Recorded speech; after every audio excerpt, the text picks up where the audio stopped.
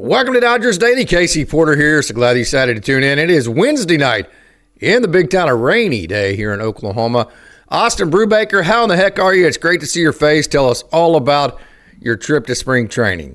Yeah, first off, Casey, it's really good to be able to see you again. First time that you and I have had the chance to be able to do a show in about a week and a half or so. I think it was the first spring training game that you and I did the last time that we had the chance to be able to speak. Yeah, spring training, absolutely awesome to be able to go there. I said this on the solo show that I did on Saturday. If you have the opportunity to be able to go to Camelback Ranch, absolutely take advantage of that. The access that you get to the behind the scenes type of stuff, to the being able to interact with the players on the major league level, to the access that you get to the minor league facility, which is rare, or at least seems to be a little bit rare with some of the other ballparks that I go to.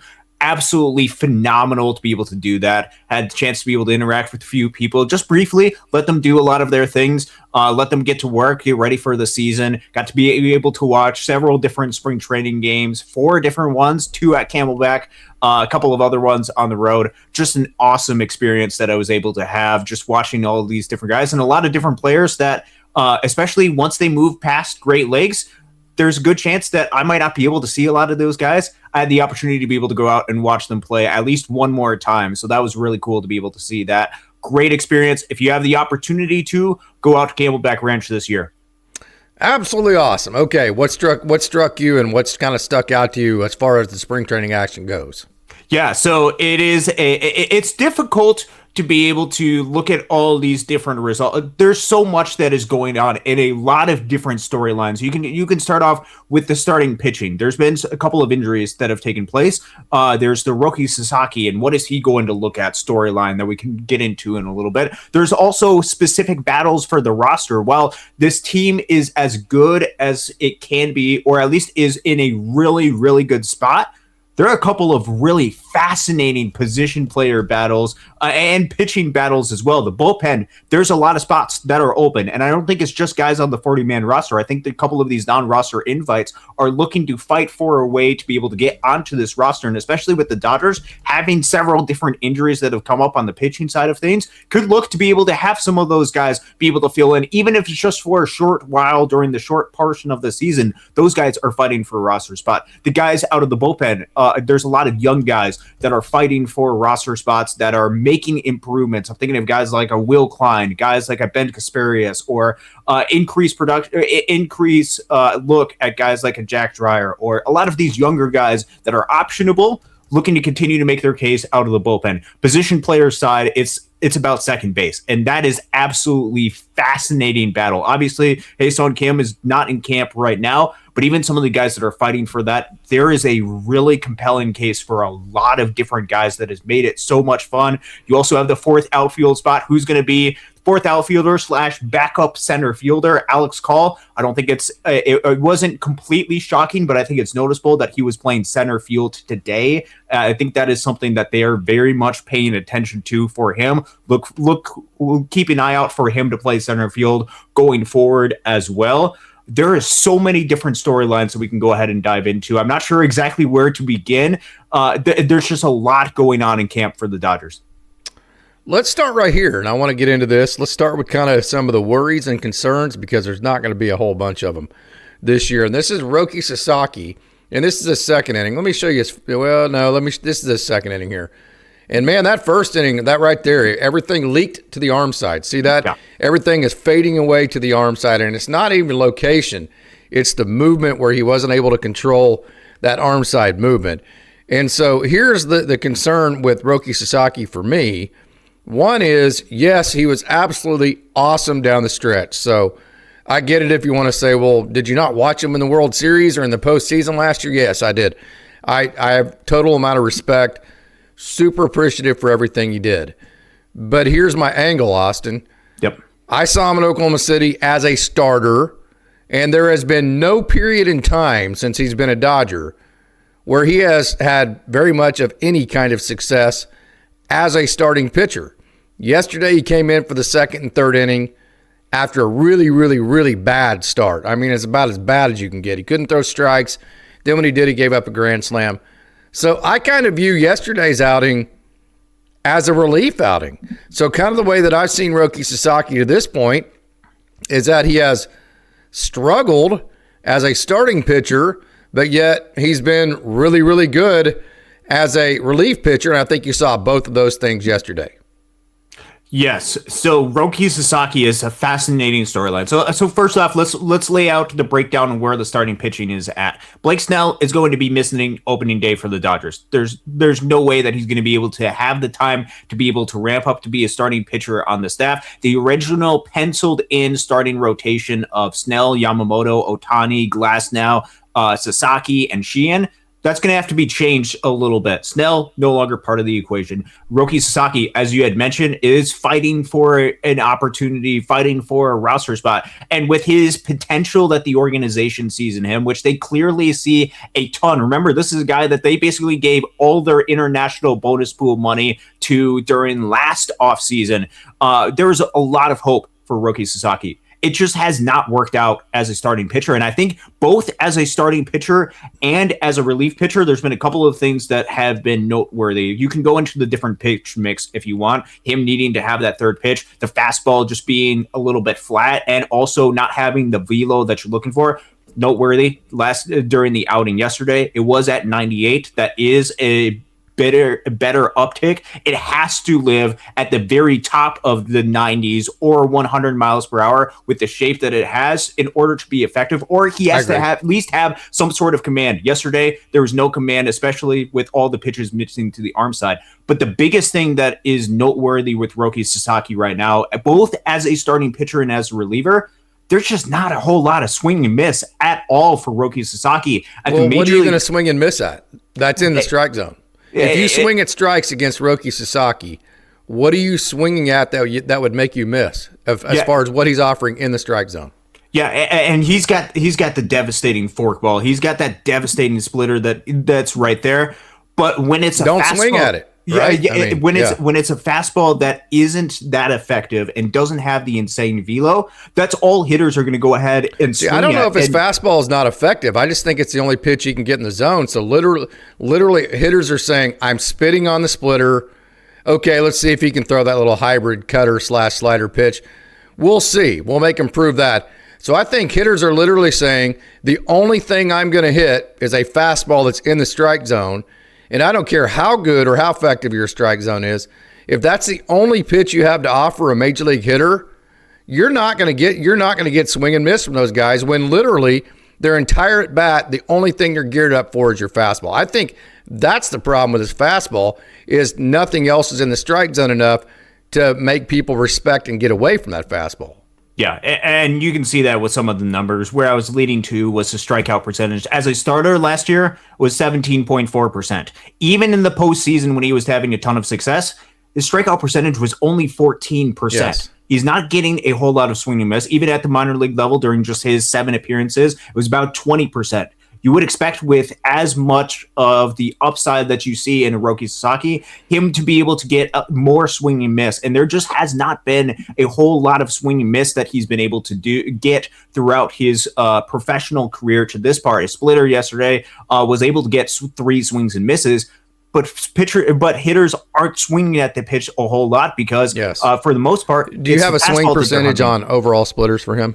I can go ahead and try to figure that out. Give me just a minute to be able to get that. So here's another question as you get to that. Man, this is kind of a tough conversation. I brought this up the other day. That one of the big aspects of the Dodgers is swimming in money right now is Shohei Ohtani, correct? Yes. Yes. And then also Yoshinobu Yamamoto. And then the fact that Roki Sasaki is from Japan. And then they got Hae-Sung Kim from Korea. That Asian market, man. I mean, that's that Ohtani economy. So Dave came out, and I understand Dave coming out and saying, hey, Roki's going to be a starter, this and that. I mean, that's just showing support for your guy. That's just what I call the process all the time, that, hey, we're going to have this guy's back. He's going to have to prove us wrong.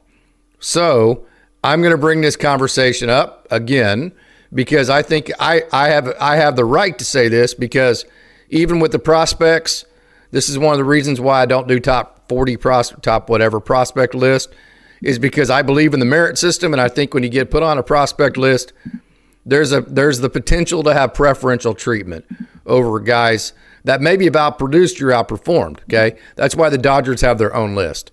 So My question is, because the Dodgers have cornered the Asian market, especially the Japanese market, is he going to be a guy that's going to be very difficult to come off of because it's going to upset that apple cart in terms of that Asian market? That's tougher than you think. It's like you have this kid whose dad is the number one booster and they bought you a new football stadium and this and that. Then all of a sudden the kid's not performing and it's like, what do you do, right? I just have that concern. Yeah, no, that I think that's totally fair, especially with some of the other competition that there is for within the roster that we have. With the starting pitching right now, with Gavin Stone dealing with some type of injury, with Blake Snell dealing with some type of injury right now, there is some pretty healthy competition for the Dodgers.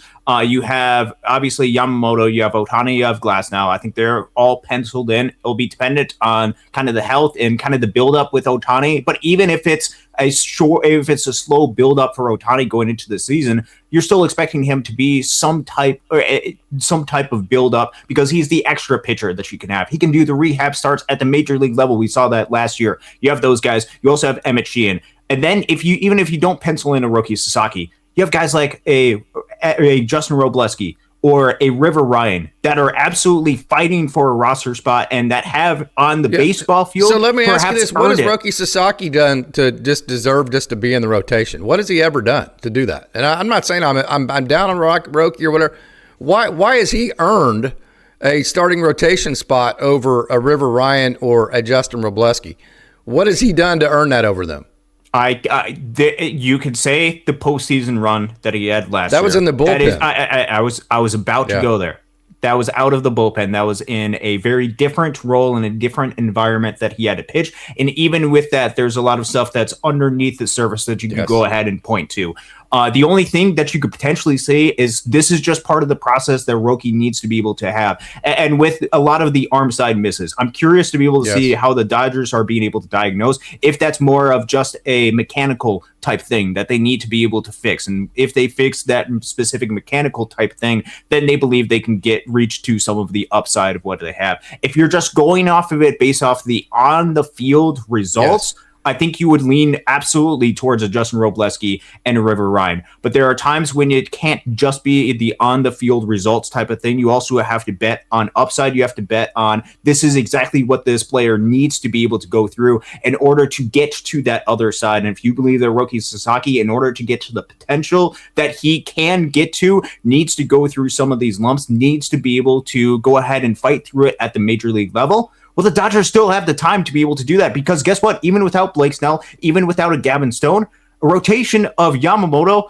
of Shohei Ohtani, of Tyler Glasnow, of Emmett Sheehan, and then also one of a River Ryan or Justin Robleski, that is a really solid rotation that you can go ahead and throw out there that you can actually develop Roki Sasaki if your goal is to develop him at the major league level, because I still believe that this team is going to win the National League West, and I still believe this team has the time to be able to do it. It's all about what's going to be best for Roki Sasaki on this specific team and what's going to be best for a lot of the other players. If Roki Sasaki needs the time, and there very well could be reasons why you could send him to Oklahoma City, you absolutely can send him to Oklahoma City. If it's we need to fix these mechanical type things and we can't have him at the major league level to be able to fix that. We want him to fix that at AAA. Once we have that fixed, we'll go ahead and call him right back up. That very well could be the case. On the field, there hasn't been necessarily much besides what he did last postseason to be able to verify this is what we want to have at the Dodgers level. But it's all about what they believe is going to be best for Roki going forward. So we have the comment here from Jay. Sasaki hasn't earned it, but he came over on a rookie contract. So if the Dodgers just signed a big contract with him, they wouldn't owe him anything because they had been paid him a lot. But since he came over on such a team-friendly contract, then do the Dodgers owe it to him to put him first in line, even though he hasn't earned it? That's the question. It's a good question, and I don't know. I don't mind having the conversation. It might be uncomfortable for people in the organization. I don't mind having that conversation because I want the Dodgers to win, and we deal with these prospects. I want whoever the best player is to win this position, which means every player has a clean slate. Hey, whether you're the top prospect or the last prospect, if you're the best player and you outperform, You need to get the spot. That's the world that I live in. So I don't mind having this conversation. Yes, it's an absolutely fair conversation. I have no idea. And the reason why it's so difficult is because none of us were behind the scenes with the Dodgers. None of us were behind a lot of the conversations that the Dodgers had specifically with Roki Sasaki when he signed his contract, which, to be fair, Roki Sasaki signed over with the Los Angeles Dodgers and probably missed out on a lot of money because of the time period in which he signed with the Dodgers. And there very likely could have been agreements that the Dodgers had made with him in order to get him on the contract that they made, which for the Dodgers, extremely team-friendly contract for Roki Sasaki. That's the hang-up. Even if Roki does not figure it out, this is not a bust. This is not a failure for the Los Angeles Dodgers because it's not costing them much of anything money-wise to be able to get him to as part of this organization. Well, no, he's already helped them. Without him, they don't win the World Series. So I'm not saying it's been a failed experiment. I'm just saying in the starting role. I'm just saying as a starter, why does he jump in line in front of everybody? I'm not saying you don't pitch the guy. I'm just saying as a starter, Yes, I mean, the Dodgers don't win a World Series without him, I don't think, Yes, and the ultimate culmination of my argument is there are probably things that were said between the Dodgers organization or things that they specifically believe about Roki Sasaki that are not playing out onto the field quite yet, but they have an idea of what they're trying to do or what they had said specifically to Roki Sasaki, and I think that is going to be some of the hang-ups that could be with him potentially not making the team opening day, or potentially with him making the team onto opening day. We'll have to wait and see. It's still really early. Obviously, just 2 spring training appearances for Roki Sasaki. You have to take some of the spring training appearances 100%. With as small of a sample size, with a certain grain of salt. But a big grain of salt. I'm just starting the conversation. I'm not going one way or the other with it. I'm just opening that conversation. Yep, and we have to wait and see what happens. I'm curious to see what sort of mechanical adjustments Roki makes during his next start. If there continues to be a lot of issues with arm side movement on a lot of his pitches where he's missing way inside or way outside to the arm side, that is going to be a little bit of an issue, and that's where they're going to have to diagnose what is causing that issue, because major league hitters are not going to swing at those pitches, and he's not going to have a whole lot of success. So I'm not basing this on 2 starts in spring training. I'm basing this on the several starts I saw with my own eyes last year, and the fact that he just hasn't been good in the starting role basically since he's been with the Dodgers, but he has been good in the bullpen. So I guess here's the question, okay? If it comes down to this, which I think if it comes down to this, they'll list it as injury and then kind of a rehab situation like they did last year. I think that's how they'll do it to kind of save face for Roki. I don't think they'll just send him down to AAA Oklahoma City. I think it'll be considered a rehab, that kind of thing. So here's the question. If it gets to that and he's not pitching well in the starting, which we all hope he does, if he's not pitching well as a starter, the Dodgers have 2 choices.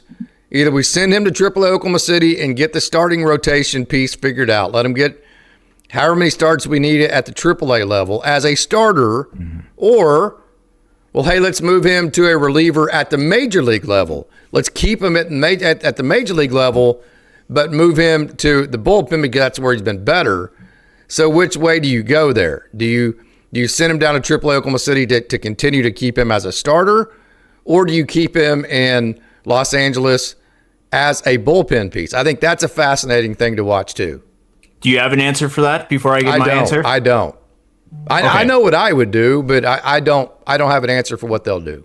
So what would you do in that specific situation? Roki Sasaki would be in the bullpen for me. And then he would have the ability to be in the bullpen and then kind of do what Robo's done, start working more and more and more innings into his bullpen piece where he can maybe be a long reliever.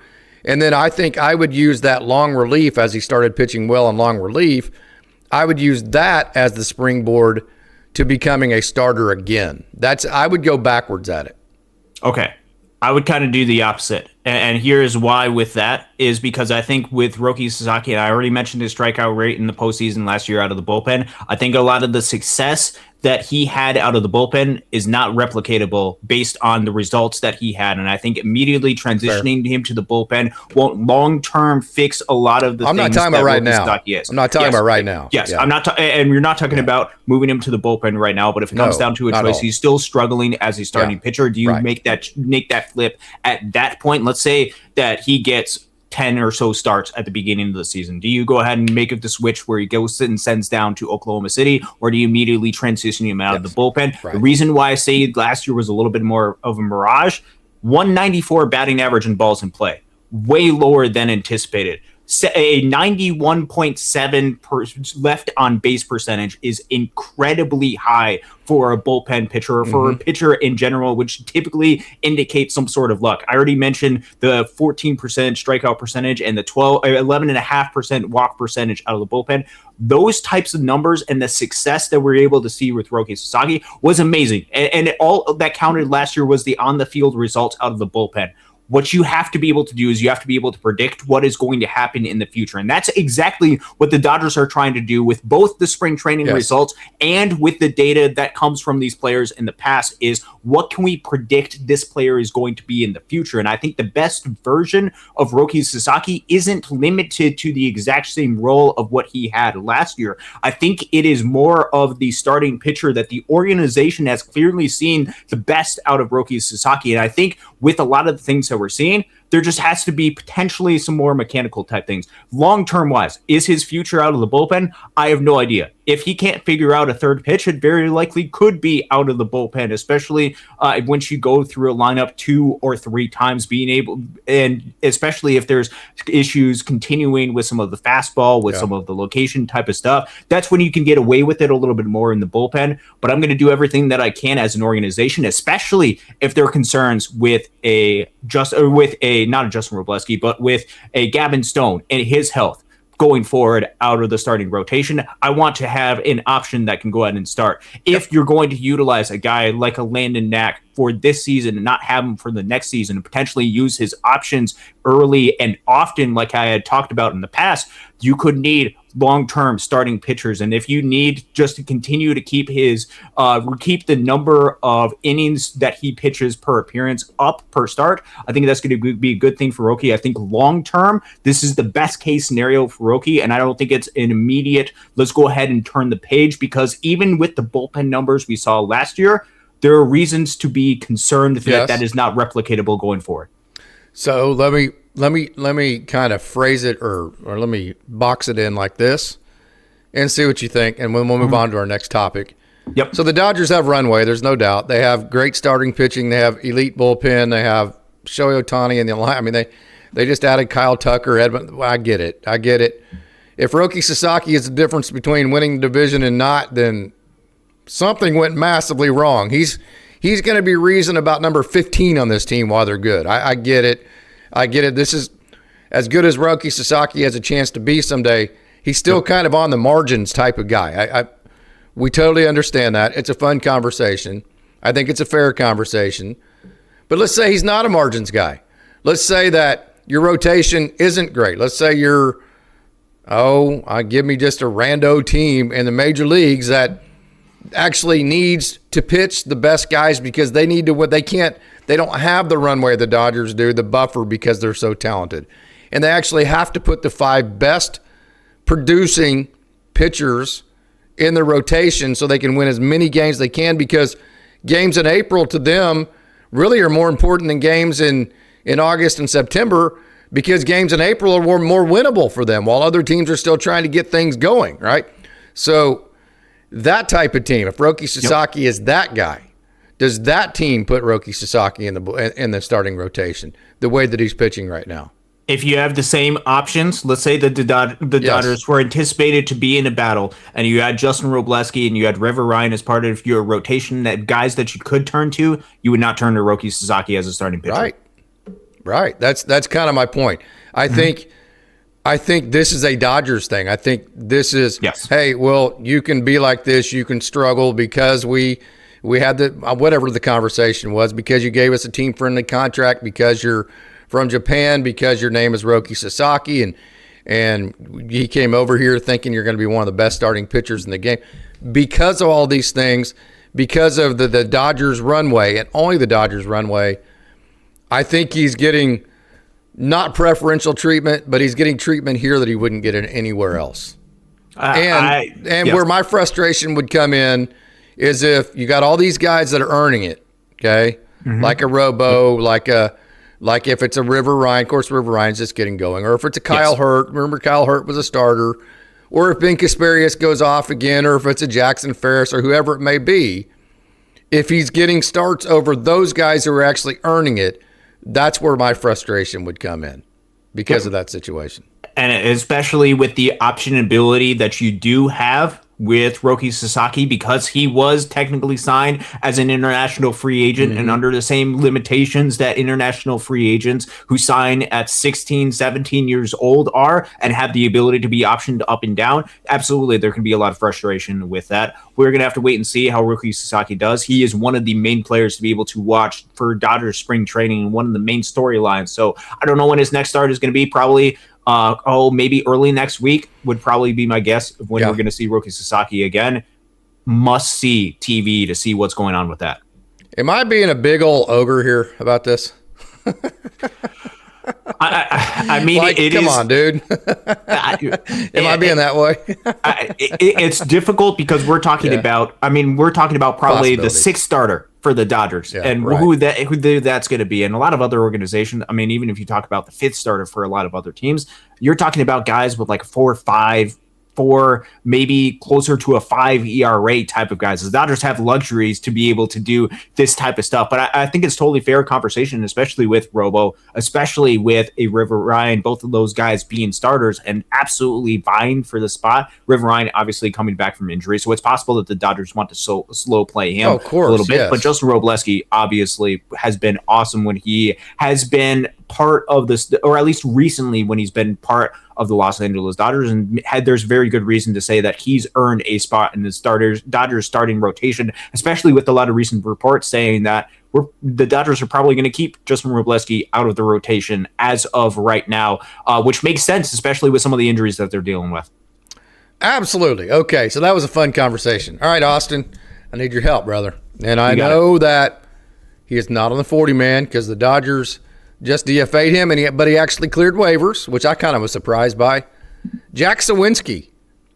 I need to know about this guy. I keep hearing just kind of the birds chirping, like, not probable, but hey, there's a chance this guy might. There's some reasons why this guy would have a chance at some point to make this roster. Why would that be?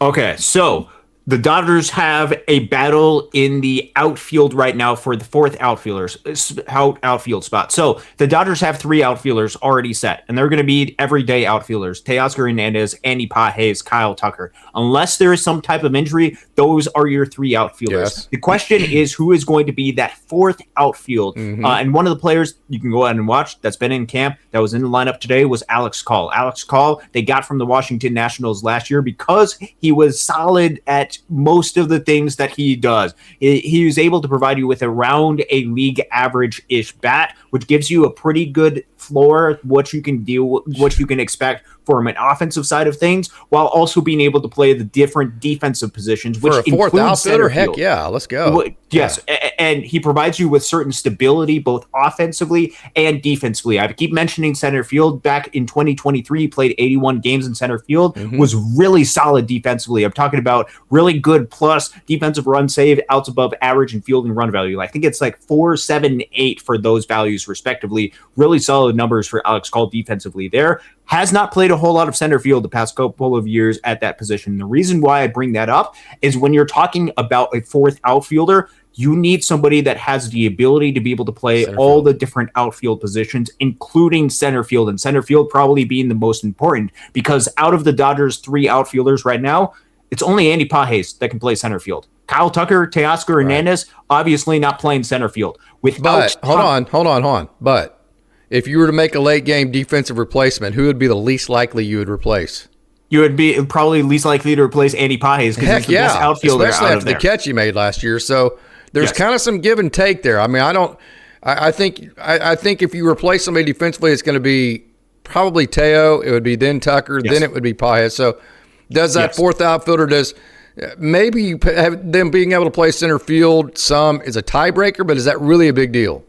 It is a big deal in the sense that you need somebody in case of an emergency to be able to play center field, because right now it's either Teoscar Hernandez or Kyle Tucker potentially being options to be able to play center field. You just need somebody that has the capability to be able to do that. Not necessarily you're going to take over this individual role and then Andy Pages is going to be able to move to left field. That can be an option that you can go down, and that would end up bringing up somebody like a Michael Ciani as a late game replacement if you wanted to go with more of the Justin Dean and the postseason type of route. But the ability to be able to come in at least late in the games, or at least in an emergency when Andy Pages needs to go out, or if Andy Pages needs a day or a couple of days off, having an outfielder that can go ahead and fill in and be able to play center field, they still have to be able to have that specific ability, even if that's not the main role that they specifically have. So when you're talking about a fourth outfielder, you need to have, I believe, ability and versatility within the outfield to fill in with whatever is needed,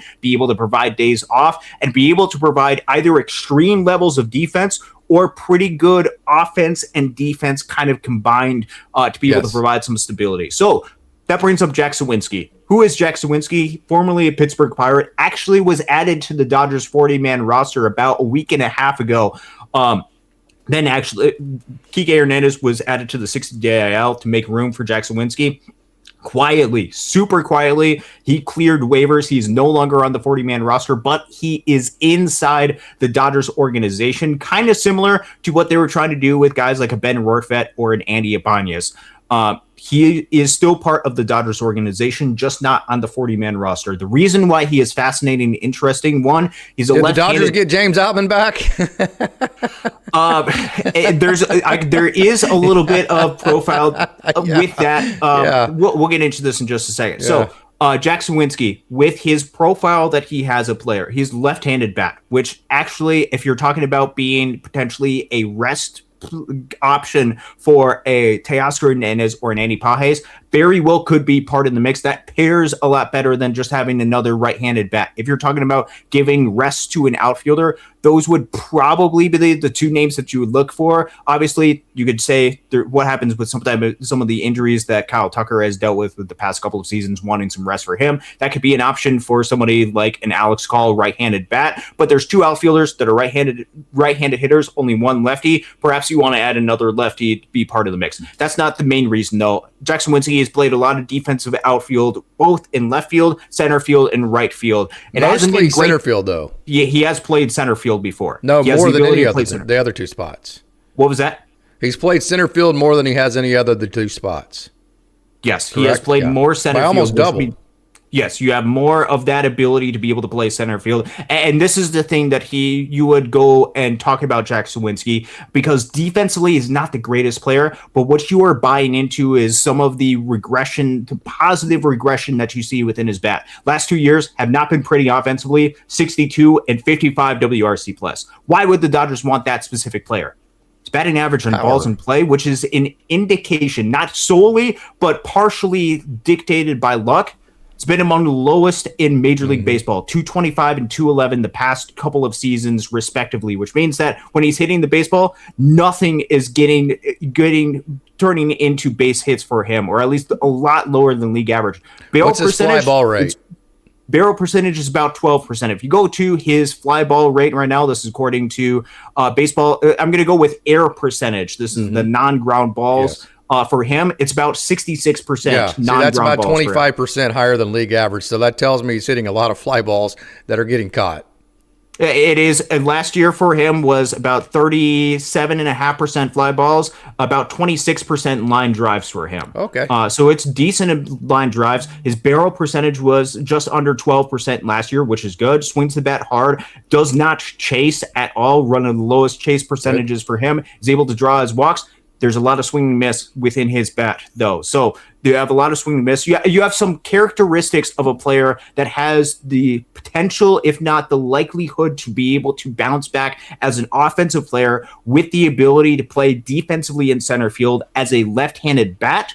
He's no longer on the 40-man roster, which means it potentially could be a little bit of a long shot. But one of the things to be able to watch out for with spring, especially with Alex Call, who's fighting for that fourth outfield spot, is how does Alex Call look defensively? That's one of the main things that I'm looking for with Alex Call, because he's going to be asked to take over late-game defensive substitutions, likely for Teoscar Hernandez, but also potentially for an Andy Pages at times. He played center field today specifically, I think, for that and keeping that within his repertoire in case there's some type of emergency or if Andy Pages needs the ability to be able to get a day off. And then also, what does Alex Call look like from the bat type of standpoint? Because then you're starting to get some of the balancing act of, okay, how do we weigh defensive value and offensive value from the backup type of position? Michael Ciani, also part of this mix, extreme defensive value. There's not going to be much there offensively. With Jack Suwinski, there's not great defensive value, but there potentially could be some more offensive value that's part of this game. All part of the battle. We have not seen, I don't believe, Jack Suwinski yet in the spring training game. Waiting to see that specifically happen, or looking to see if the Dodgers making potentially some mechanical type things to where we could see this come later down the line in the season. Jack Suwinski is a name that you should just keep an eye out for. Would not anticipate it with him not being on the 40-man roster at this point, but a name to watch out for as the Dodgers season goes along, because he could be one of those names that just pops out up at some point throughout the season, especially if there's some type of injury. So I guess kind of the long shot of it is, how can you predict a bounce back with a guy who's not getting ever, like with a Chris Taylor or Max Muncy? You saw that right away in Oklahoma City. I'm telling you, if you go back to any, well, I didn't have Dodgers AD back then. Go back to my Jack Murphy interview. He was a pro scout in the Dodgers system. Jack Murphy actually played on those teams with Chris Taylor and Max Muncy back in 2016 and 2017. I saw, I think, every home game of Chris Taylor and Max Muncy, and I can tell you, they were the two. Chris Taylor was the most impressive player I've still seen come through Oklahoma City. He hit the ball hard. He was athletic. He was dynamic. Chris Taylor made your eyeballs pop out of your head when he was with Oklahoma City. Max Muncy was the worst defensive player I've ever seen at the professional level at AAA Oklahoma City, but he could mash. So when he got to L.A., I was like, oh, put him at first base and hope like hell he's not going to miss a – So I'm just telling you, the defensive player that he is right now, people do not understand where Max Muncy has come from defensively to be as good. Now, he's not great, but to be as serviceable as Max Muncy is right now, if you'd have seen him in Oklahoma City when he first got in the organization like I did, you wouldn't believe your eyes how much better he's gotten defensively. So kind of what I'm saying is those guys were obvious. This guy, like Chris Taylor especially, this guy's not going to be in AAA Oklahoma City very long. Dodgers unlocked something with him. Max Muncy, I got to see him all the way back to Baylor. I knew he could hit. It was always going to be about the defense. And the Dodgers, kind of like retired Roki Sasaki, they kind of had a runway for him. And so what I'm saying is you could see that bounce back very clearly. And then the Dodgers also had a role for them to grow in at the major league level that gave them the consistency they needed to kind of get into that groove as a major leaguer. So, you're talking about having to bounce back. You're having to do this. You're having to do that to get better. And you're having to do it as a fourth outfielder that might play, once or twice a week? So, to me, that fourth outfielder needs to be a guy to say, hey, this is what we have. This is what we're getting. This is what this guy's always going to be because this is what he's always been. Is it great? Is it outstanding? No. Well, if it was, he wouldn't be a fourth outfielder. I think you go for the consistency as the fourth outfielder. That's where I lean too, but that doesn't mean that the Dodgers aren't going to try to acquire talent just in case certain things happen for the organization, and just in case there's some type of a runway that is needed for an outfield. Exactly. Having a bounce back candidate that has some upside, that has some things that you can go out and believe in, because we look at 2023 season for Jack Suwinski. It was a 112 WRC plus. It was a 2.7 WAR season for him. Really good numbers that he was able to produce that year, and with good underlying metrics to be able to bounce that up, to be able to have that in your back pocket, not hoping that you're going to have to utilize that, but perhaps if you get something within the system and you're able to unlock some of the offensive potential, and then perhaps he can outgrow perhaps even some of the consistency that Alex Call, who I think is more of a safe option, more of he's not going to go ahead and chase a whole lot. He's going to do a lot of the little things. You know exactly what you're getting with Alex Call. And that's the great thing about Alex Call is you know exactly what you're going to get out of him. If Jackson wins, he's able to fight and earn his way above the level that Alex Call has. Great. And that's a good thing for the organization. But I think the safe option right now, assuming that Alex Call is healthy, which that's the assumption that you have to be under when you're talking about Alex Call, just because of some of the early conversations that there were within camp. But he's been playing outfield. He's been moving around. He played center field today. I don't think there's reasons right now to be able to doubt the health of Alex Call. And if that's the case, I go to the guy who last year had a 113 WRC plus and has shown the ability to play all different defensive outfield positions and was already established in this specific role. I guess my last question on Alex Call here too is, what has he ever done defensively to make you think he's not a good defender wherever I'm not saying you are saying this, but for those of you like, well, center field, okay, well, what has he ever done to make you think he's not going to be at least a good outfielder wherever he's at, right? Yeah, so the one thing that you potentially could... So overall with his numbers, I mean, he's been above average most of the places that he's gone. The only thing that you could look at is with left field last year, and this is in 49 games that he had last year, it was negative defensively and outs above average field and run value. It was positive by defensive runs saved. So perhaps you could look at that. If you look at his right field last year, it was positive for him in that fielding position. So perhaps you could look at, he's going to come in defensively in left field. He wasn't necessarily the greatest defensively in left field, but I think overall, if you look at the cumulative aspect, which especially with some of the limitations that we have with defensive statistics, they're not completely dialed in. You just have to look for overall general trends. And especially for a role player. I think the overall general trends for Alex Call say that he is a pretty solid defensive player. And especially if that's the thing that he's focused on and working on, and that's the thing where the role that the Dodgers need him to be well and succeed at specifically, I think that is something that we've seen it in the past, and I think something that he can be going forward for this organization. Yeah, I would agree. Okay, so we didn't even mention Michael Ciani. What would it take for Michael Ciani to win that spot? Okay, so if you are going for Michael Ciani, it is you believe that Teoscar Hernandez, Andy Pages, and Kyle Tucker are going to start pretty much every day, and you have another option that you could potentially go to if you need to be able to give them rest. This is, for example, if somebody like a Tommy Edman could potentially give some time in the outfield spot once he's able to come back and be healthy and be able to take over some of that plate appearances. The reason why I say that for Michael Ciani is offensively at the major league level has not been a good player. It's been a career 58 WRC plus for Michael Ciani.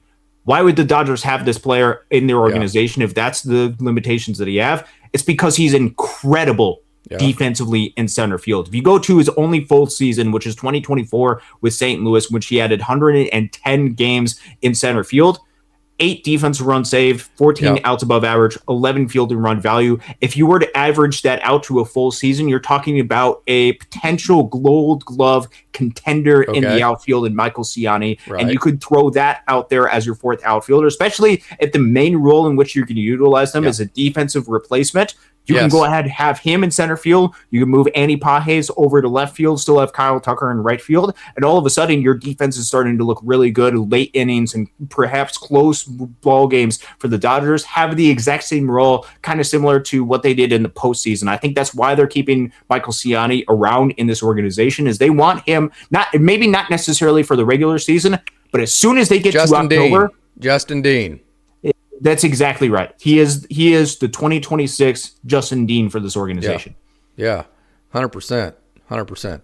Okay, so we have a question here. Have either of you ever seen a game at Victory Field in Indianapolis to watch the Indians? I've not. The AAA affiliates of Pittsburgh. I have not been there, but I know they sell it almost every night. They're one of the minor league clubs, them in Fort Wayne. I think it's Fort Wayne, and that side sellout. No, and Dayton. Dayton. Yeah. But Fort Wayne too, though. Fort Wayne's one of the best minor league towns.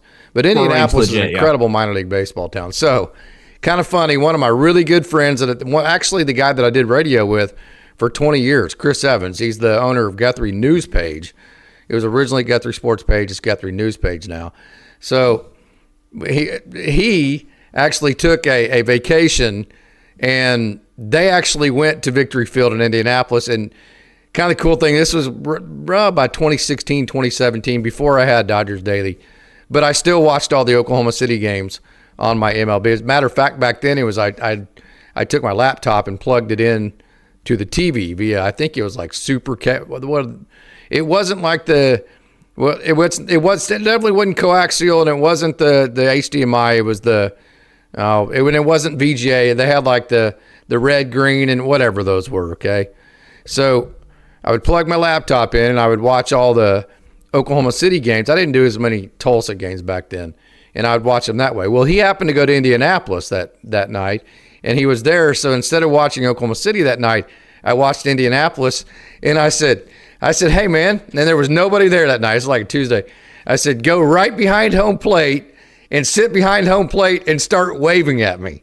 So literally for 2.5, 3 hours, one of my best friends in the world sat in Victory Field in Indianapolis, right behind home plate, and about every 3 minutes he waved at me. It was the funniest 3 hours of all. Nowadays, whenever you do it, it's not a big deal because we're used to these games. But back then, it was like minor league games.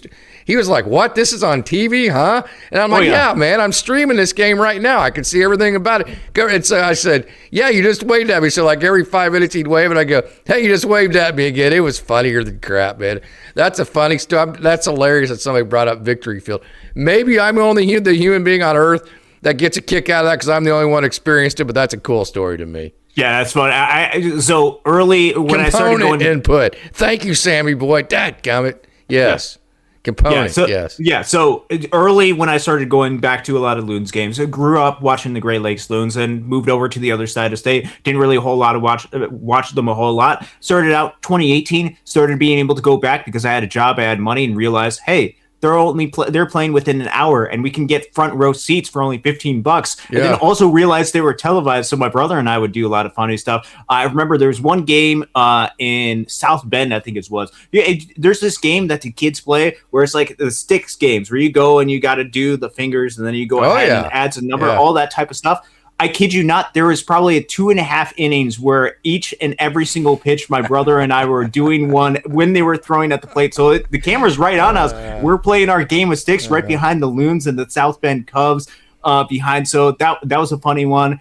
There was also a game during that time period. I think they were playing in West Michigan. They allowed me at the time to be able to bring a backpack. And at that time I had about 12 to 15 different Loons hats.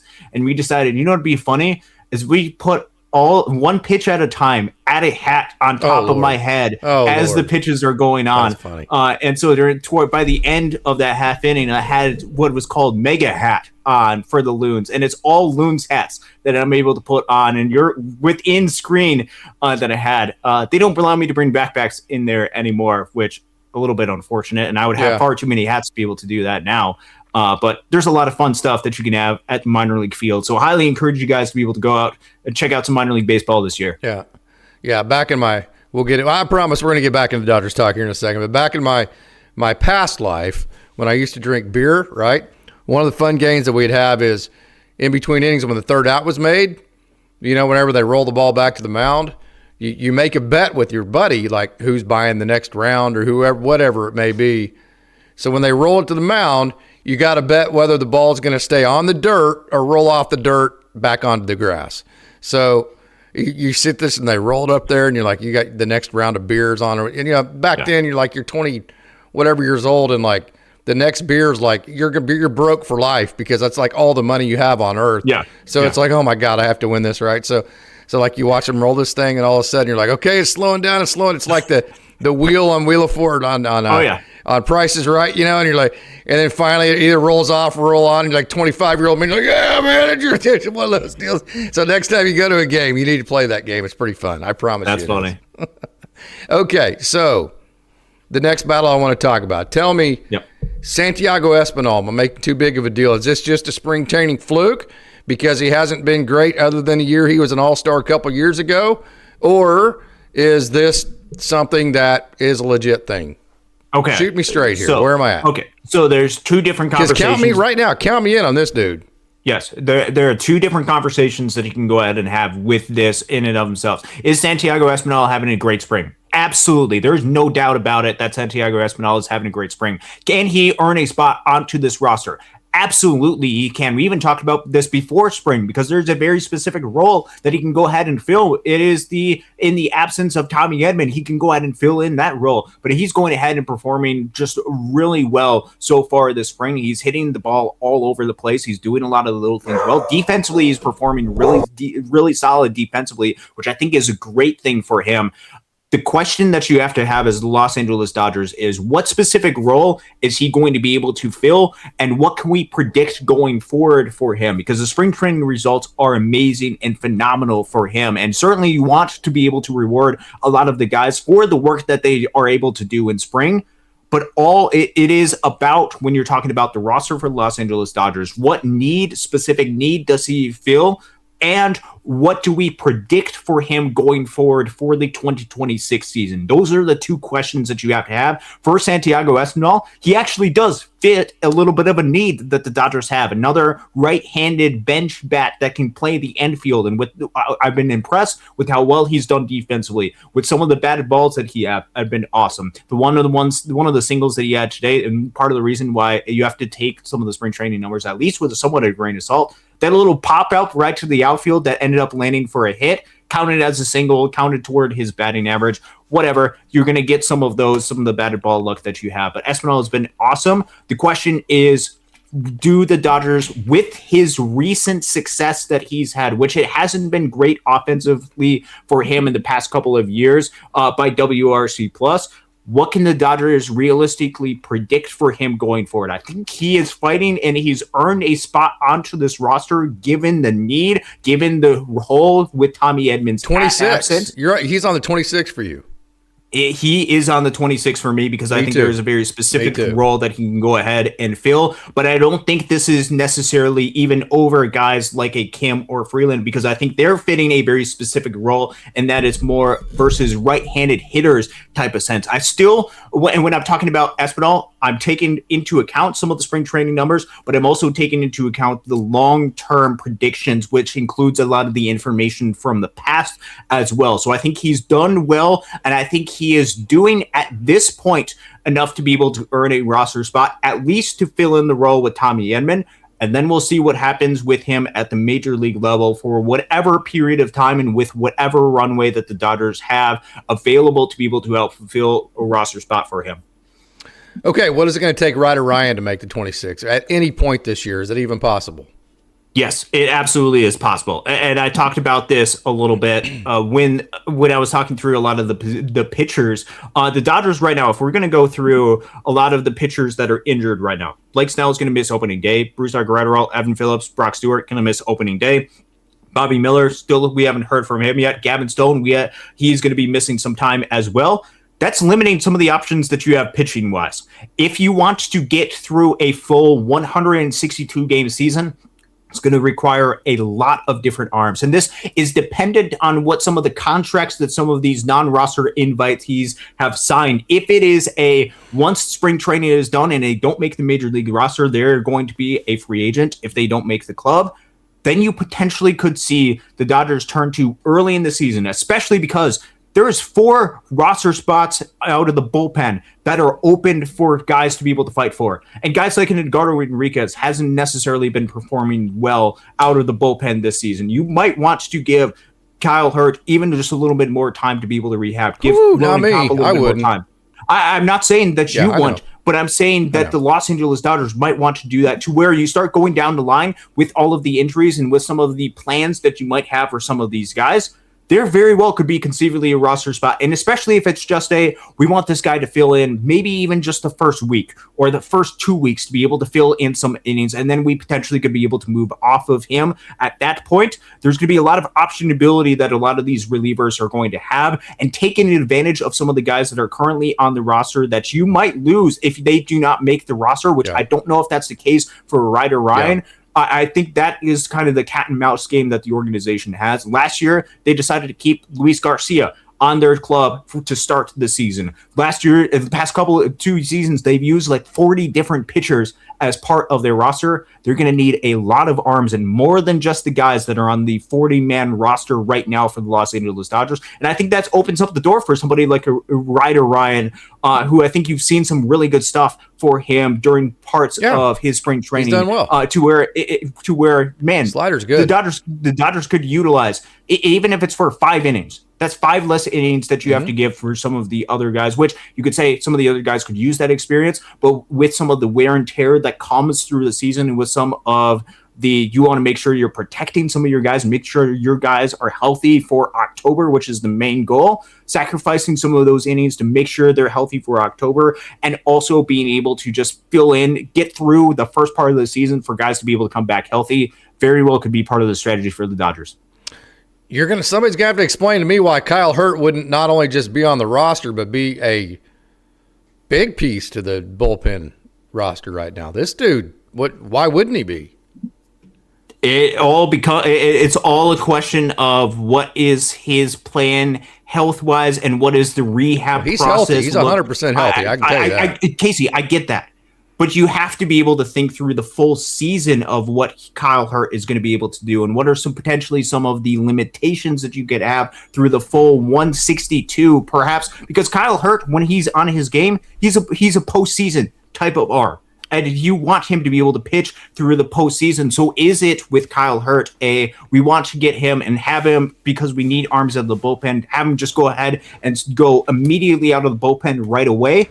Or is it with his rehab process that he's gone, we need to slow play him a little bit so then we can go ahead, build him up, and then have him ready to go towards that second half? Those are the pieces that don't necessarily know. If it's just based off of merit or just based off of what he's done in spring training so far, I mean, Kyle Hurt has been really good out of spring training. He struck during his very limited very limited action. He struck out more than 50% of the batters he's faced. Very, very small sample size, just 3 innings, but it's been awesome for Kyle Hurt to be able to see that so far. It all depends on what the long-term process is going to be for Kyle Hurt and what the long-term game plan of it is. He's not going to throw less just because he's in Oklahoma City, though. He's going to throw the same amount of innings in Oklahoma City as he would with L.A. So I don't see that. If you think he's good enough, the only reason he should be in Oklahoma City, period, is if you think that somebody is better than him. If you think he is better, if you think he deserves to be on the roster, then he needs to be in L.A., not in Oklahoma City. Because, again, he's going to throw just as much in Oklahoma City as he does in L.A. Okay, I will push back on that. The Dodgers have more of a luxury to be able to slow play Kyle Hurt in Oklahoma City than they do in Los Angeles. In Los Angeles, if you slow play Kyle Hurt, you're going to be taxing What do you mean a by lot of slow your play? What I mean by slow play is if they want to limit some of the innings that they have early in the season. Let's say that they only want to limit him to 1 to 2 innings per week, or just I'm just throwing a number that's out there.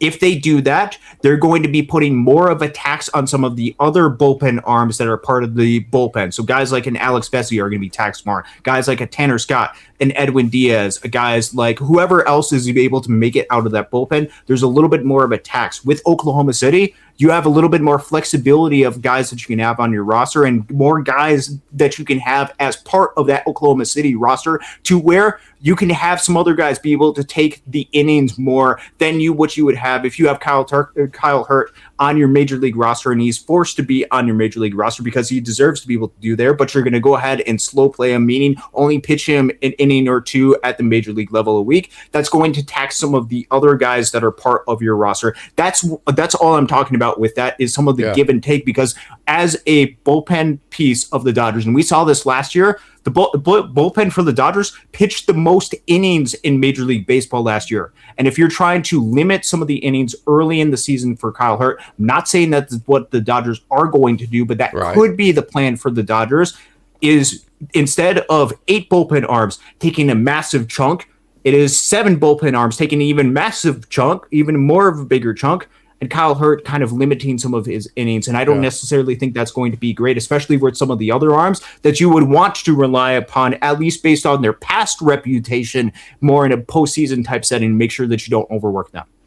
I'm going to make this statement real clear, and Kyle Hurt's healthy. I know he's healthy. It's Tommy John. It's a science. He's 100% healthy, and he's pitching very well. If he is not on the 26-man roster for the Dodgers, full blaze forward, to where he has a chance to earn his way to stay on that 26-man roster, that is something that I will think is – I will not agree with that. Kyle Hurt needs to be on that 26-man roster. He needs to be given a full workload, and he needs to be given the opportunity to become a big part of that bullpen and leave it up to him. He's that good. His swing and miss is that good. I think he's earned that with what he's done in the organization at this point, and he's healthy. So – I mean, that's kind of where, and I understand what you're saying there, that if this, if that, and the Dodgers have all these options because they have so much talent. I'm just making the statement very clear. I think it's BS if Kyle Hurt's not on the opening day roster for the Dodgers. That's just my opinion. Okay, so with Kyle Hurt, how many innings do you think he can or should throw this inning? How many you need from him? Or is it there is no limit on Kyle? No, how many you need from him? Whatever role you need out of the spot that he's on, then that's what you throw him. Okay, so Kyle Hurt's a stud, man. This dude grew up playing linebacker in football, lacrosse. Trust me, and he's healthy. I'm just telling you, he's healthy. Okay, so let me ask a secondary question. River Ryan coming back from Tommy John surgery as well. What sort of innings limits do you have for him, if any? He's a starting pitcher. It's a totally different scenario. Okay, how so? Because you throw more in one day, which means your muscles break down more. It's a tougher deal. It's a tougher deal on your body to go more in one setting less often than it is to condition yourself piece by piece by piece, a little at a time. It's like anything else. Gotcha. Okay, so the difference that I would have, and we can go ahead and move on after this, is I think they're perhaps, and this perhaps could be an organizational thing. Perhaps I'm totally wrong about this, but I think there potentially could be some limitations that they could have. Might not be as extreme as they have for starting pitchers, but I think there could be some limitations that they could have, even for a guy like a Kyle Hurt who's coming back after some type of injury, because they want Kyle Hurt long term. They don't want Kyle Hurt to play this season and then be hurt for the following season because he ramped up and pitched too much in a year that he was coming back after injury. I think they perhaps want to be a little bit careful with him. And if they want to be a little bit careful with him and limit some of the innings that he has, then I want those to be at least somewhat available later in the season, if possible, because Kyle Hurt, when he is at his potential, is one of the Dodgers' bullpen pieces in October. Yeah. He's already 27 years old. So, I mean, if you slow play him much longer and say, well, we want this and that for next year, well, I mean, he's 30 almost, So now what I'm trying to tell you is now, as a 27-year-old, now is go time for Kyle Hurt in a discussion for me. So I think that's an interesting – yep, go ahead. I was just about to say is if you put too much of a burden on him, and this is kind of the give and take. This is the fun give and take that you could potentially have. As let's say that we're talking about 45 innings for Kyle Hurt pitching at the major league level this season as being kind of some of the limit, or perhaps 50 innings. Let's put it as 50 innings. If you want to talk about the difference between, let's say, 50 innings and 65 innings at the major league level, but a bigger increase in potential injury risk to where you might get a couple more innings this year, but you might not have Kyle Hurt for the next year because or at least there's a good chance you might be risking that more if it's coming back off of injury. That's some of the give and take, because I want Kyle Hurt pitching for the Dodgers this year. I also want him to be healthy for future seasons as well, so then he can show off his potential and he's not wasting some of his later 20 type years more being on injuries. This is give and take. We don't have any inside information on this. As to what exactly is going on. If Kyle Hurt is healthy, if he's ready to go for the Dodgers, it'd be great to be able to have him as part of the Dodgers rotation. So the Dodgers have done all that. They've limited the leashes. They've tried to limit the pitch counts. They've tried to do this. They've done the Dodgers have more information and more people to gather information and to crunch numbers and to figure this out than any other organization. You know how many answers they've come up with for injuries? Absolutely not any. So the solution to that is if a guy's healthy, we don't know what the hell keeps him from getting injured again. We haven't been able to figure it out because obviously we have more injuries than anybody else. The Dodgers haven't been able to come up with any solutions to this. So having said that, hey, they've tried to, well, let's limit this. Well, that doesn't work. Gavin Stone goes right back on the injured list. You know, there's just no telling why this is going to happen or when or what. Who's to say throwing more isn't actually what's better for the arm, because the arm then gets conditioned faster and it builds up faster and it actually becomes a stronger arm by doing that. Nobody knows at this point because nobody's figured it out. Nobody at least will be able to convince me about what's best for an arm because nobody's figured it out. And so having said that, to me, you know, they've tried this. Nothing's worked. Let's go with it and see how it works. And because he's 27 and it's go time. Okay, so you're Santiago, and I'm going to say Sergio so many times because we had a really nice player at OSU named Sergio Espinal. Are you a yes or no on Kyle Hurt opening day roster? At this, with some of the struggles with an Edgardo Henriquez and assuming the health of Kyle Hurt, if it's just based on talent, sure, yes. Okay, all right. Dalton Rushing, boy, he has really turned it on, and what you're seeing is a young man that is getting comfortable within his skin. You're seeing a young man that is getting comfortable. We've said this all off season.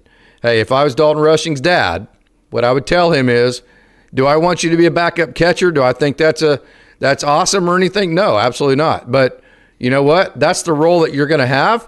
So what you have to do is figure out how to be the best Dalton Rushing within the role that is given to you, because I got news for you. You ain't beating out Will Smith. You're going to be the backup catcher for the Dodgers. So what you need to do is you need to be the best backup catcher that you can possibly be.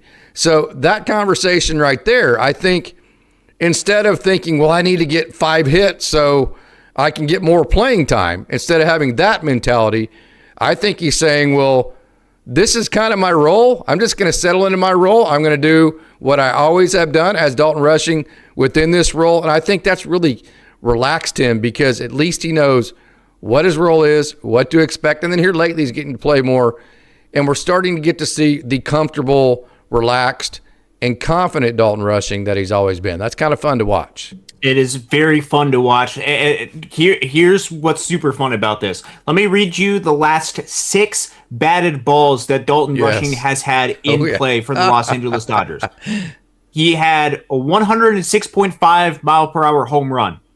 He then had a 109.1 mile per hour single, followed by a 111.7 home run, 107.4 ground out, a 106.7 triple today, and then follow that up with a 102.4 mile per hour double. That is 6 straight batted balls in play over 100 miles per hour, and most of them over 105 miles per hour with Dalton Rushing. With the numbers that you look at, there obviously was way too much swinging miss. The contact rate with Dalton Rushing, once he made the jump to the major league level, it dropped off a cliff for Rushing last year. But what you're seeing with Rush so far this spring, and this one, some of the things that I really like about him, is he's being a little bit more aggressive in zone. And that's what you're seeing. And especially with Rushing, with the profile that he had last year, he barreled up the baseball actually pretty well. It was like a 13% barrel percentage, a lot of really good pull fly ball data.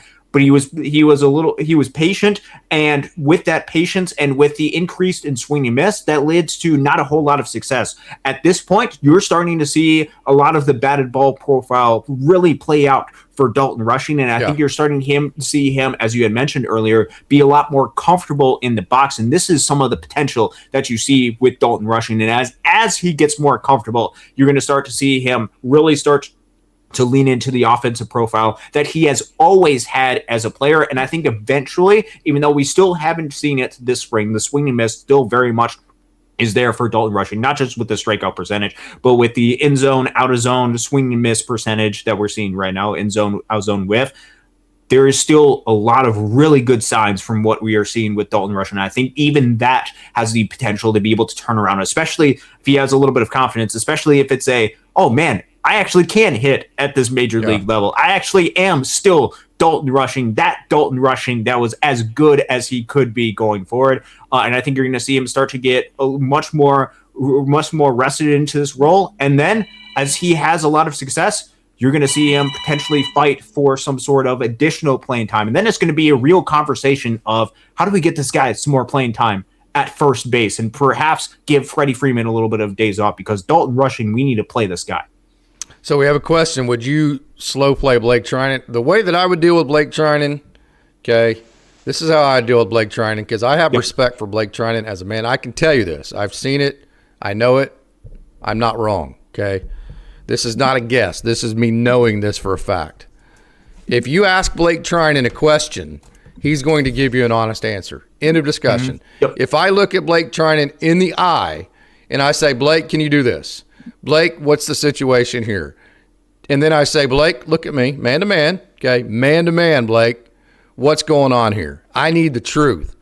I can tell you for 100% fact that Blake Treinen's not going to give the typical jock answer of, oh, I'm good, coach, I'm good, leave me alone. He's not going to do that. Blake Treinen is going to look you straight in the eye, and he's going to give you the most honest, awesome, incredible answer that makes you go, wow. Now, there might be like conflicting sides of the answer, like, well, you know what, my this and that and this and that, but I can do it, maybe that kind of deal, because he always does it.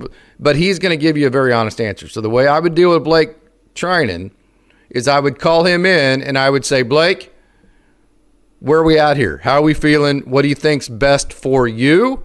Now, let me explain this to you again, Blake, okay? The only reason you're still with the Dodgers is because you like winning World Series championships, right? That's pretty fun. So I need the true answer of what you think as Blake Treinen is the best role for Blake Treinen to make sure that you're available to throw the last pitch of the World Series this year, Blake. Tell me what that map looks like.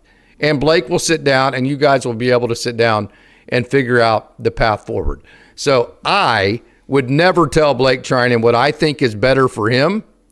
I would ask Blake Treinen what he thinks is best for him, and then we would work out a map on that. I would trust Blake Treinen with the last dollar I had on my plate.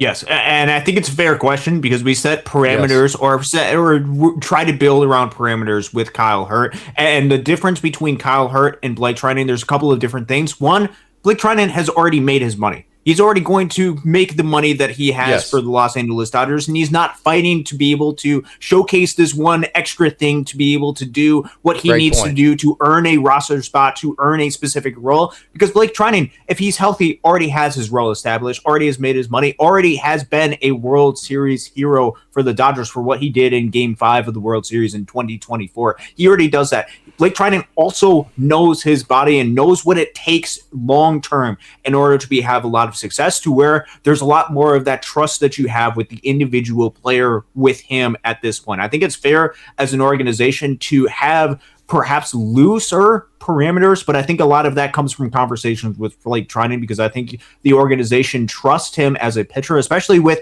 him dealing with a lot of injuries in the past and knowing what it takes to be able to get to the World Series. I think it's fair to have certain parameters that you think that you have, but a lot of it is driven by the player. A lot of it is driven by that communication that Dave Roberts, that the organization, the pitching coaches, all of that has with Blake Treinen, and how he's actually doing it. As soon as there's potentially any sort of sign or any sort of inkling, then you go ahead and do whatever steps you need to take to make sure that he's healthy for October, because that's ultimately where you want the best version of Blake Treinen is in those specific moments. 100%.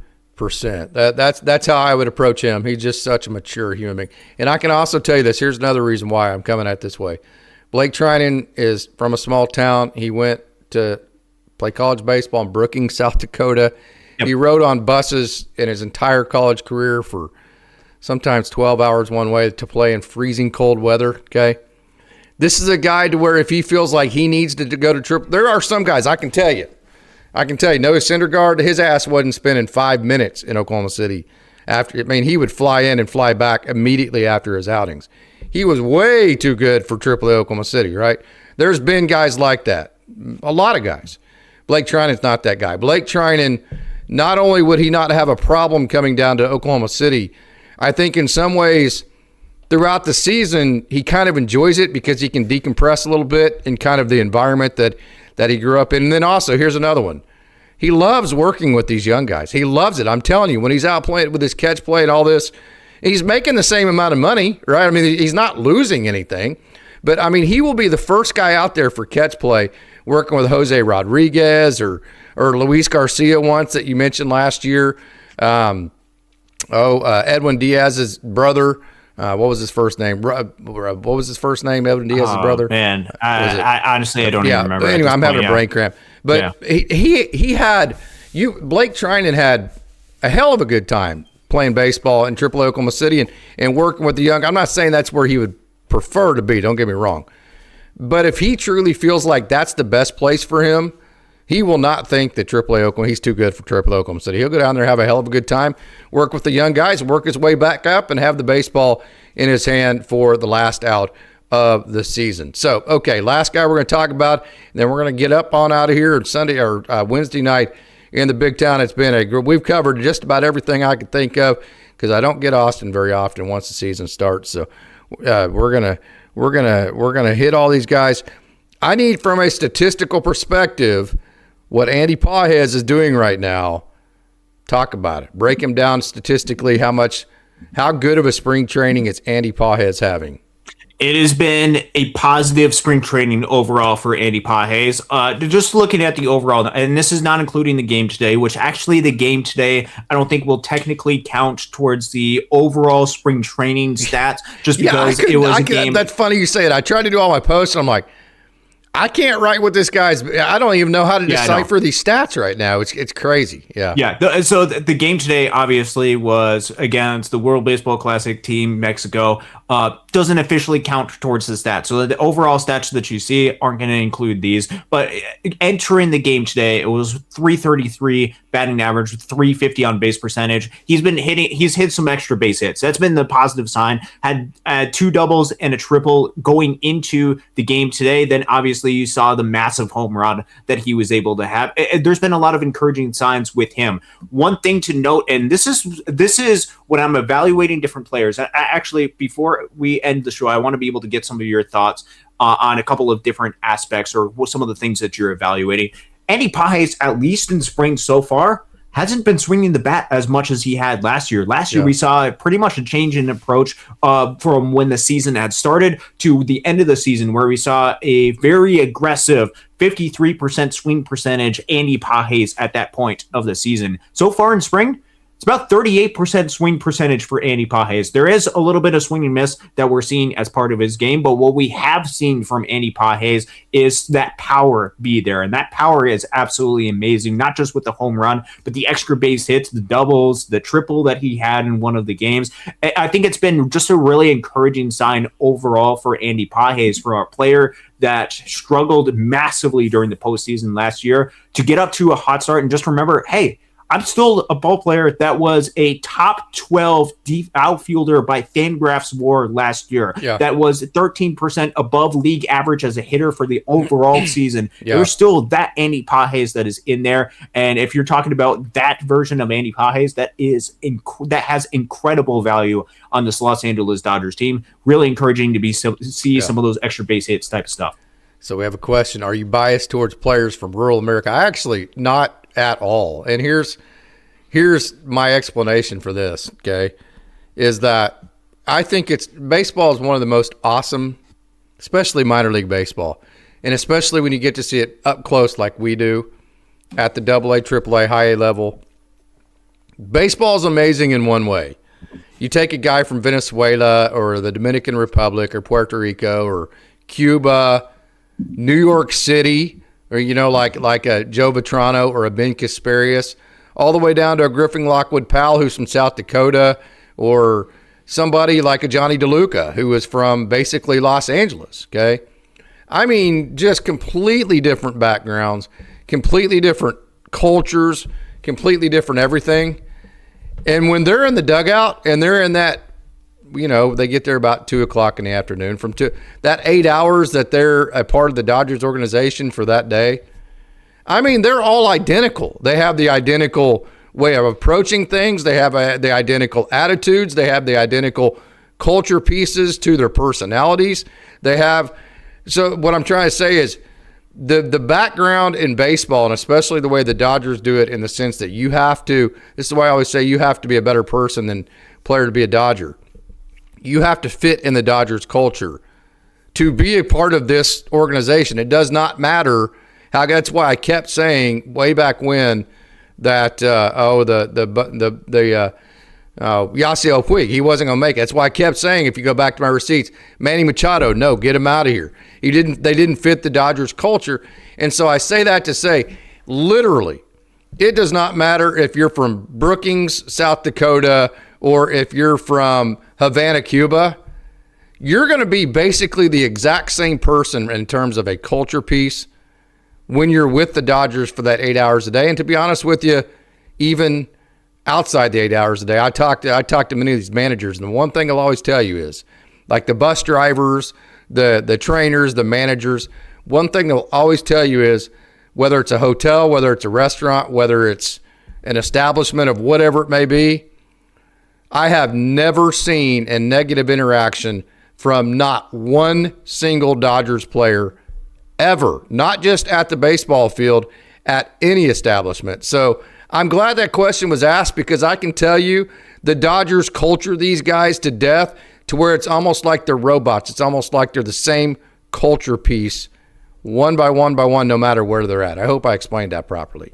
And yet, with that, each one of their stories is unique, and each one of the stories is awesome. And even if you take some of these players that come over from Latin America, and especially for the environment that I get to see them in, which is very much of a culture shock for them, going from Latin America and then going to Arizona and then going to California, then all of a sudden in the middle of nowhere in the state of Michigan, far away from where they've ever lived as part of their life, to be able to go to a new place and environment and new culture and be able to go out there and fight for their families. Those are some incredible stories, incredible watches to be able to have, where, man, you're really rooting for a lot of those guys that have. And as you had mentioned, great individuals that are part of this system, to where it doesn't matter exactly where they are from or what exactly their background is. The Dodgers do a really good job of scouting people people that are really good people first, and also good baseball players, which makes them really easy to be able to root for, and like to be able to tell each one of their different stories, and however we can possibly be able to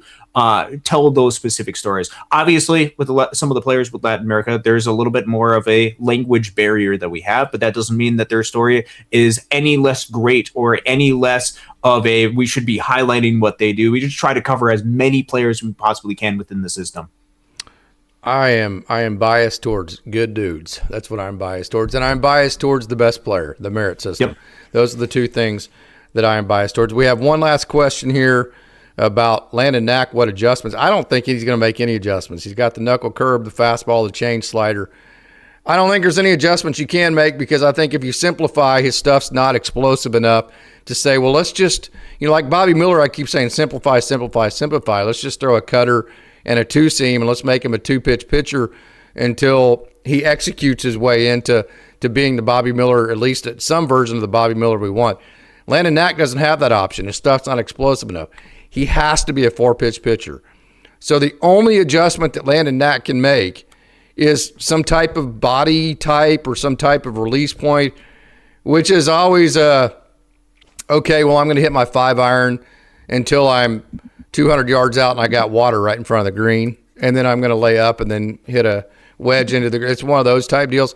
I never buy into the mechanical changes, because it just seems like they always revert back. Now, maybe like a Dalton Rushing, if you want to raise your stance, something like that, that might stick, but typically speaking, they don't. So as far as adjustments, for Landon Knack, it's just going to come down to, can he actually be a four-pitch strike thrower? The only adjustment Landon Knack can make that would make him a successful major leaguer, to me, is if he actually consistently was a four-pitch strike thrower, which he has to be to get major league hitters out.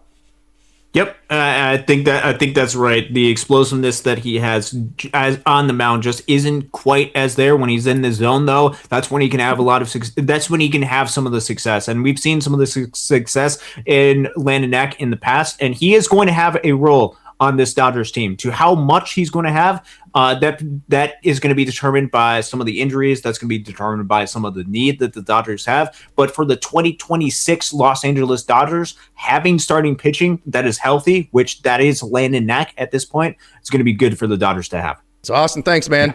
Appreciate you, Case. All you wonderful Dodgers dogs, you are absolutely awesome. Never forget, it's a great day to be a Dodger.